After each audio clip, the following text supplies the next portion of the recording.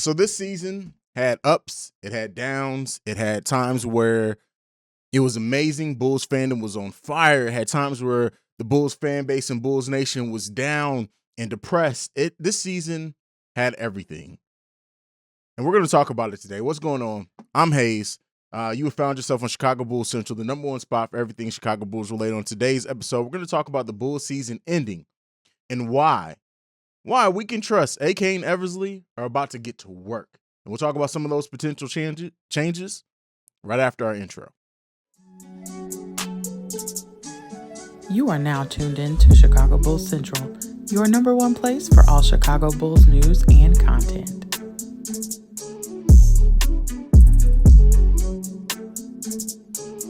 What's going on, Bulls fans? A day or the morning after the Bulls season officially ends after they lost last night, Game 5 against the Milwaukee Bucks, has brought for a lot of Bulls fans some clarity, some more thinking. The news on Zach LaVine's knee has brought about a lot of different things. And the one thing, while I've already talked about Zach LaVine will be back here in the Chicago Bulls uniform with a max contract. Not going to spend any time or energy talking about anything else because that's what's going to happen. For anyone who's a naysayer, doubter, Donovan Mitchell trades, all that stupid shit, Zach LaVine will be back. And there's a couple of reasons why. Zach LaVine getting knee surgery, there's not a lot of teams that are going to sign a player fresh out of a knee surgery. Doing that brings confidence in the fact that contract is coming. Zach LaVine also, people talk about Zach LaVine's not worth a max contract. No, Zach LaVine's getting a max contract not only for the fact that he was underpaid on his last contract, but for things like playing on a knee that's at 50%. And again, it's not a structural, it should not be a long-term thing. But when you have players like Michael Porter Jr., who's on their max, Zach LaVine is getting his max contract. Now, I'm not going to focus a lot of energy on that, but this Bulls season ending, this Bulls season coming to what it came to, the historic failure after the All-Star break with only 7 or 8 wins. Everything boils down to this team still had such an improvement this season, going from being the 11th seed, right, and out of the play-in to being, for a long part of this season, the number 1 seed in the East. Now, it did take a historic fall for us to drop to number 6, and I understand Bulls fans that, that has caused some concern, and rightfully so. And this isn't a perfect team. This is a team that's going to need some drastic changes. We're going to need to see a vastly improved bench. We're going to need to see better defenders, better scorers coming off the bench, more consistent pieces that we can trust to have consistent night in, night out, to not be streaky. A lot of Bulls fans talk about, they blame the small ball on Billy Donovan, but really when you look at this roster, that's the way the roster was constructed. The moment patch, we were never built to withstand, unfortunately, an injury to the front court. We got that early on in Patrick Williams. At that point, it was all small ball. Tony Bradley sucked. He was terrible.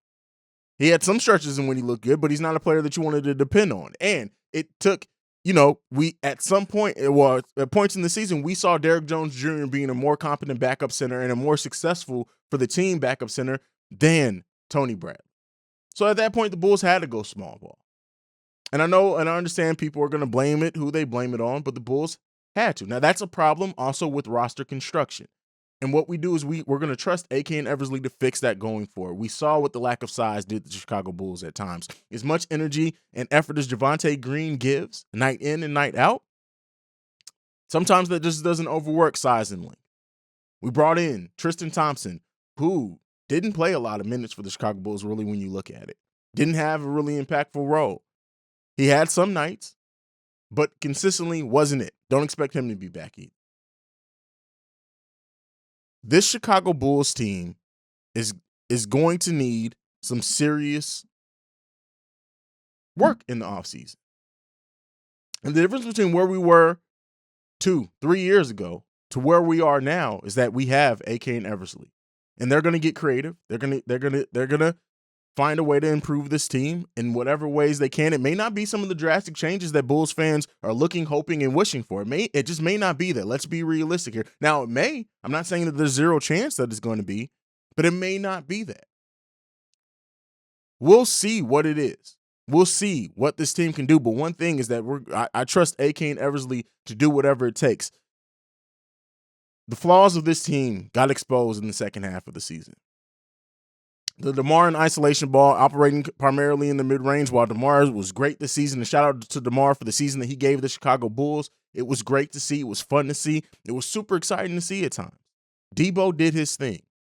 But it makes the team extremely easy to guard and defend at times when you have a player that operates mainly in the mid-range as your number one option. The development of Patrick Williams in this season, even in the few games that we saw him in, he has taken strides and he has developed, and he's going to continue to do so as a 20-year-old forward in this league. Now, people who think, oh, Patrick Williams is going to be the starting four. He's going to continue to be that. They're not putting Patrick Williams on the bench. He's going to be the starting four. It's going to happen.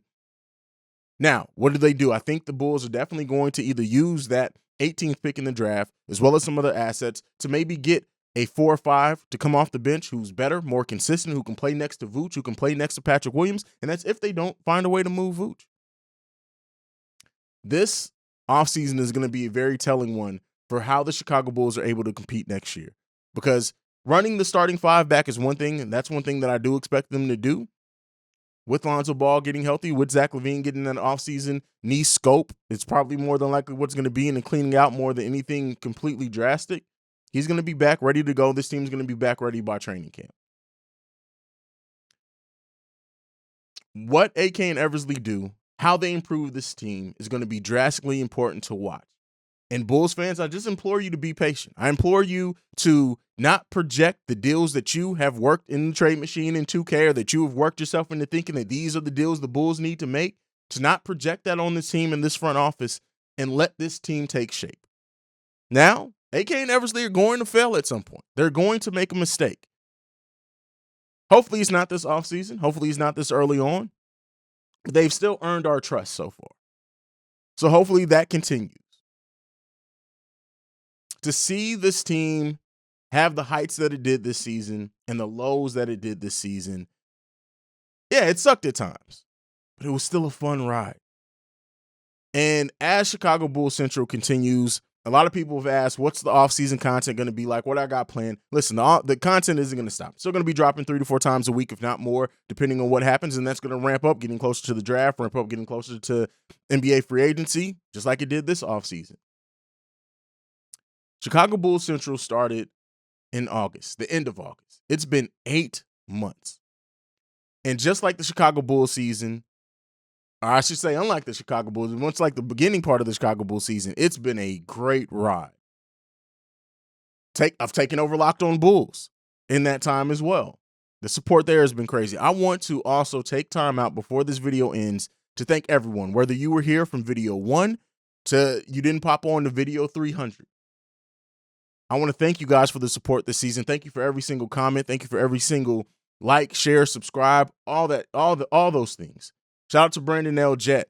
Shout out to Zach Lasagna. Shout out to Julia. Shout out to Smear60. Shout out to Spice Band. Shout out to Ricky Fontaine. Shout out to Rick Fernandez. Shout out to everyone. Listen, I'll go on and on trying to mention all the names. Shout out to BKR Sport as well. Can't forget mentioning my guy. Cognac Boys, Juju Knows Hoops, one of the first guests that I've had on here, 808s and Heartbreaks, Madhouse on Madison. Thank you all for the support, the guest appearances this season, everything. This season overall has been a lot of fun. There's been a lot of disappointment in it as well. But for not the first time, but we have a front office that we can go in and trust. And the deals that they're going to make, they're going to be some that we don't expect. There may be some that we do expect. Hopefully they know to announce any type of free agent signing later than 1 minute into free agency when it's a complex deal, hopefully. But with that being said, this season, through all the ups and downs, I will take this over what we had the 3 years prior every single night. Bulls fans, like I said, there's going to be a lot of disappointment in some of the moves the Bulls do not make. Billy Donovan's going to be back as head coach. Zach LaVine's going to be back on a max contract. For some people, those deals may be disappointing. We'll see what happens with Kobe White. I while I was very vocal on the Bulls not trading Kobe White at this offseason deadline, there's definitely a possibility and a likelihood that he may be traded at the draft. Now, the Bulls front office may also improve the bench enough to where they think, hey, we got time to still trust a streaky shooter in Kobe White and to see what we can develop into him, depending on what else they improve around. We'll see. A lot of questions remain to be answered, and a lot of them need to be answered, and a lot of changes need to be made for the Chicago Bulls team in this offseason. I want to hear from you guys. You guys know tomorrow, heading into the weekend, I've been talking about it very loudly. It's going to be a mailbag episode. I'm going to take some comments from the YouTube videos as well. I want to hear from you guys.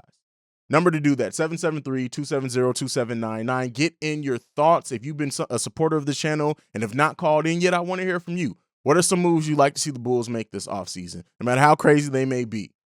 What are some players you would like to see the Bulls keep?